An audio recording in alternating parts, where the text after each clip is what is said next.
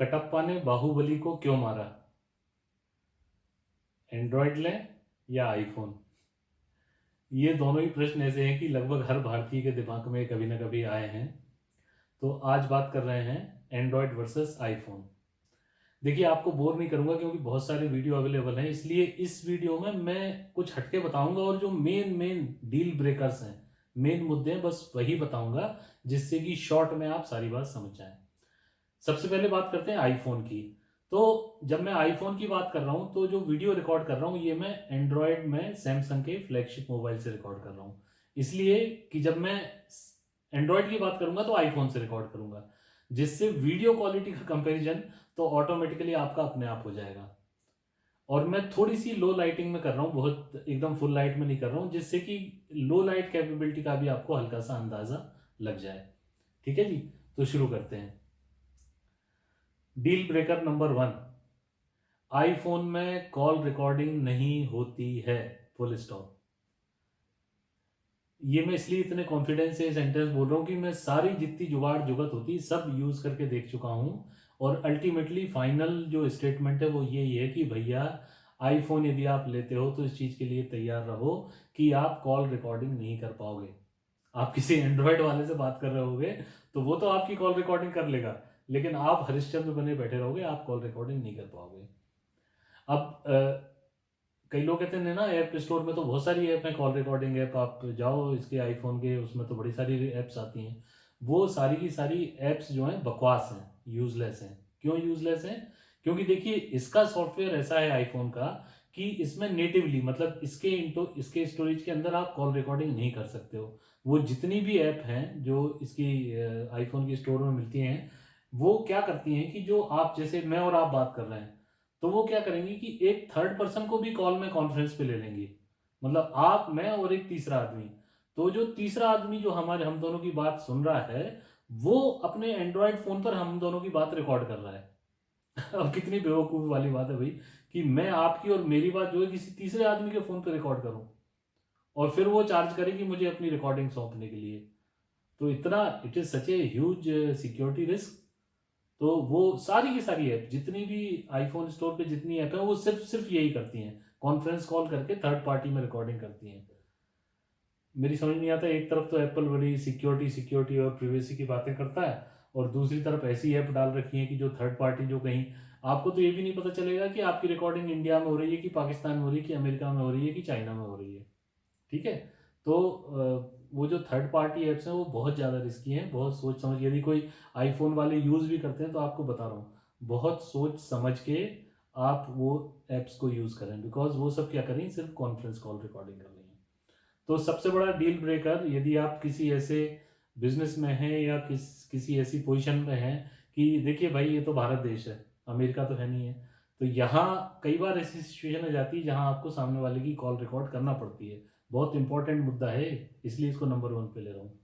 तो सबसे पहली बात तो ये हो गई कि यदि आपको कॉल रिकॉर्डिंग की ज़रूरत है तो भैया फिर आईफोन को दूर से नमस्कार कर लो। ठीक है जी।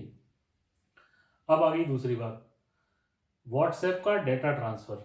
व्हाट्सएप या इसके जैसी और भी जो ऐप हैं जो गूगल ड्राइव पे अपना बैकअप लेती हैं, तो व्हाट्सएप क्या करती है, जब आप एंड्रॉयड पे व्हाट्सएप को यूज़ कर रहे हैं तो जो व्हाट्सएप का बैकअप रहता है, क्लाउड बैकअप जिसको कहते हैं, वो गूगल ड्राइव पे होता है। तो वो जो बैकअप है, वो जब आप सपोज करो आप एंड्रॉयड से आईफोन ट्रांसफर कर रहे हो, तो जब आप आईफोन पे आओगे तो वो जो आपकी पुरानी चैट्स हैं वो इस पर नहीं आ पाएंगी। कोई तरीका नहीं है। अगेन उसके लिए बहुत सारी आलतू फालतू ऐप्स आपको मिल जाएंगी जो कहेंगी हम ये कर देते हैं वो करते हैं, तो वो सब बहुत रिस्की हैं, बिकॉज वो सब भी वही रूट फॉलो करती हैं कि पहले आपका डाटा वो कोई थर्ड पार्टी लेगा, फिर वो थर्ड पार्टी जो है वो आपको डाटा देगा। तो ये बहुत ज़्यादा रिस्की टाइप का काम है, आप इन चक्करों में ना पड़ें। सिंपल आपको एक लाइन का बता रहा हूँ कि यदि आपके पास व्हाट्सएप की कुछ इंपॉर्टेंट चैट्स या कुछ डाटा है, तो वो एंड्रॉयड से आईफोन में बैकअप ट्रांसफ़र नहीं होता है। सिर्फ एक एक्सेप्शन है कि यदि आपके पास सैमसंग गैलेक्सी जेड फोल्ड या जेड फ्लिप, जो लेटेस्ट सैमसंग के फ्लैगशिप मोबाइल है, यदि वो है आपके पास, तब आप डाटा ट्रांसफर, बैकअप ट्रांसफर कर सकते हो। हालांकि व्हाट्सएप ने कहा है कि विद इन फ्यू मंथ्स, कुछ महीनों के बाद ही व्हाट्सएप ये फैसिलिटी देने वाला है, पर ये कुछ महीने का वादा किए हुए भी कई महीने निकल चुके हैं। ठीक है जी। तो पता नहीं कब आता है, नहीं आता है, बट एज ऑफ नाउ आप व्हाट्सएप का जो बैकअप है, चैट बैकअप है, वो एंड्रॉयड से आईफोन में ट्रांसफर नहीं कर सकते हैं। ठीक है जी। अब आ जाते हैं तीसरे मुद्दे पर, no file manager for internal storage. यदि आप एंड्रॉयड की आपकी आदत है, आपने देखा होगा आपके पास एक फाइल मैनेजर रहता है, उस फाइल मैनेजर में आपका इंटरनल स्टोरेज दिख जाता है, उसमें अलग अलग फाइल्स दिख जाती हैं कि किस किस फाइल में कितना कितना डेटा स्टोर है। आप मर्जी से उनको इधर से उधर कर सकते हैं, कॉपी पेस्ट डिलीट वगैरह ये सब कर सकते हैं। तो ये चीज़ आपको आईफोन में नहीं मिलेगी। आईफोन में जो आपका इंटरनल स्टोरेज है उसके लिए कोई फाइल मैनेजर नहीं होता है। ये आपको एंड्रॉयड वालों को बड़ी अजीब सी बात लगेगी, लेकिन ऐसा ही है। और जो आपको बता रहा हूँ ये फाइनल बात बता रहा हूँ, क्योंकि इसका आईफोन का स्ट्रक्चर थोड़ा अलग टाइप का है। जो स्टोरेज है वो सिर्फ कौन यूज करता है, जो पर्टिकुलर एप्लीकेशन है वो स्टोरेज को डायरेक्ट यूज करती हैं। आप चाहो कि आप सीधे इंटरनल स्टोरेज को खोल के देख लो कि कितने कितने फोल्डर हैं इसमें, तो वो आप नहीं कर सकते हो। और ये कई बार जब एंड्रॉयड से आदमी आईफोन पे आता है तो ये चीज़ बहुत अखरती है, क्योंकि हम लोग को एंड्रॉयड की वो फ्लेक्सिबिलिटी आदत रहती है, भाई देख लो इंटरनल स्टोरेज में क्या है, कौन कौन से फोल्डर है, फालतू के फोल्डर डिलीट कर दो, ये सब करके। तो ये सब एप्पल में नहीं होता है। एप्पल का क्या सिस्टम है कि वो अपने स्टोरेज को बहुत बचा के रखता है, वो हर किसी को एक्सेस नहीं देता है। नॉट ओनली स्टोरेज, उसका जो माइक्रोफोन है, कैमरा है, मतलब बेसिकली सिक्योरिटी को लेके इनका जो इतना तगड़ा माइंडसेट है कि ये जैसे कॉल रिकॉर्डिंग क्यों नहीं होती है। कॉल रिकॉर्डिंग इसलिए नहीं होती है कि जब आप बात कर रहे हो, आप टेलीफोनिक कन्वर्सेशन कर रहे हो, उस दौरान एप्पल माइक्रोफोन की परमिशन किसी को नहीं देता है। किसी को मतलब किसी को नहीं देता है, अपनी खुद की ऐप को भी नहीं देता है। इसमें भी तो वॉइस रिकॉर्डर है इसका अपना, पर वो वॉइस रिकॉर्डर अपने आप ऑफ हो जाएगा जैसे ही आपका कॉल चालू होगा, अपने आप डिस्कनेक्ट हो जाएगा। स्क्रीन रिकॉर्डर है आपका, अपने आप डिस्कनेक्ट हो जाएगा जैसे ही आपकी बात चालू होगी। तो ये सिक्योरिटी फीचर है। और कॉल रिकॉर्डिंग ऐप क्या करेंगी, कोई भी आप कॉल रिकॉर्डिंग ऐप होगी तो वो सबसे पहले आपकी बातचीत के दौरान आपके माइक्रोफोन का एक्सेस मांगेगी, तो एप्पल ये देते नहीं है। ठीक है जी। तो एनीवे हम इंटरनल फाइल मैनेजर की बात कर रहे थे। तो इसी तरीके से अब फाइल मैनेजर भी क्या होती हैं, ऐप्स होती हैं, कोई भी थर्ड पार्टी ऐप्स होंगी, तो फाइल मैनेजर भी ये इंटरनल स्टोरेज को आप फाइल मैनेज नहीं कर सकते हैं। आप कोई नया, आप ऐसे ही सोचिए चलो मैं इंटरनल स्टोरेज में एक नया फोल्डर बना लेता हूँ पर्सनल, कवि रामेश्वर नाम का फोल्डर बना लेता हूँ, उसमें ये चीज़ डालूंगा, तो ना, ऐसा आप इंटरनल स्टोरेज में कोई फोल्डर नहीं बना पाएंगे। हाँ, एप्पल का जो क्लाउड स्टोरेज है, क्लाउड में, आई क्लाउड में आप जो है फोल्डर बना सकते हैं अपने नाम के, उसमें चीज़ें स्टोर कर सकते हैं। आई क्लाउड में सब कुछ हो सकता है। आई क्लाउड की मैं बात नहीं कर रहा हूँ। और 5 GB का आई क्लाउड आपको फ्री मिलता है, आप सबको पता है, और फर्दर आप उसको बाई कर सकते हैं। लेकिन जहाँ तक इंटरनल स्टोरेज की बात है, जो फ़ोन का इंटरनल स्टोरेज है, उसमें आप कोई फाइल एक्सप्लोरर नहीं चला सकते हैं, उसमें कोई आप फोल्डर नहीं बना सकते हैं, उसमें कोई फोल्डर आप डिलीट नहीं कर सकते हैं। ठीक है जी। अब चौथा और आखिरी जो सबसे बड़ा डील ब्रेकर है एप्पल के लिए, वो है कि भैया ये आपको एप्पल के इकोसिस्टम की तरफ पुश करता है, और इतनी बेशर्मी से पुश करता है कि पूछो मत। मतलब आपके प्राण खा जाता है ये। हर स्टेप पे आपको ऐसा लगेगा कि काश यार, यदि मेरे पास आईफोन है ना तो यहाँ मैक होता, और टैबलेट भी मेरे पास आईपैड होता। ठीक है। तो ये जब तीनों चीज हो जाती है ना, फिर काम बटन स्मूथ होता है। फिर तो ऐसे फाइल ट्रांसफर होती है कि ठक ठक ठक यहाँ एयर ड्रॉप किया, वो किया। तो बट यदि आप इससे विंडोज में ट्रांसफर करोगे तो, हालांकि है आजकल तो अब वो केबल आती है, केबल लगा के आप फाइल ट्रांसफर कर लो, but that is theoretical. Practically आपको बता रहा हूँ कि बहुत तकलीफ होती है। हर 4 फाइल ट्रांसफर होने के बाद वो क्रैश हो जाएगा, बंद हो जाएगा, फिर आप फोन निकालो, फिर से लगाओ, फिर फाइल ट्रांसफर करो। तो एप्पल क्या करता है, हर स्टेज पे आपको पुश करता है, धक्का देता है कि यार मेरा एक आइटम, ये खाली एक प्रोडक्ट नहीं है एप्पल का। ये ऐसा नहीं कि वो आईफोन बेच रहा है तो एक प्रोडक्ट बेच रहा है, वो अपना पूरा इकोसिस्टम बेच रहा है। और वो हर स्टेज पे हर यूजर को पुश करेगा कि आप उसके पूरे इकोसिस्टम में आओ, आप उसके सारे सॉफ्टवेयर्स खरीदो। ठीक है, आप उसके लैपटॉप आप एप्पल का लो, टैबलेट आप एप्पल का लो। तो basically Apple is marketing it's complete ecosystem. Alright ji. तो ये 4 मेन मुद्दे मैंने आपको बता दिए कि ये 4 जो हैं ये एप्पल में चारों के चारों सबसे बड़े बड़े डील ब्रेकर हैं। अब मैं कर देता हूं कैमरा चेंज, अब लगा देता हूं इस फोन को उधर, जो कि है आईफोन 11, और वो वाला सैमसंग निकाल के ले आता हूं वापस, जिससे कि आप वीडियो क्वालिटी का अपने आप अंदाजा लगा सकें। और आगे हम डिस्कशन जारी रखते हैं एंड्रॉयड के लिए।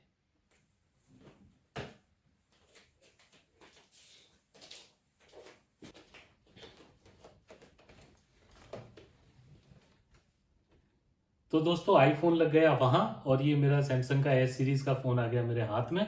अब बात कर लेते हैं एंड्रॉयड की, कि एंड्रॉयड में क्या क्या डील ब्रेकर्स हैं।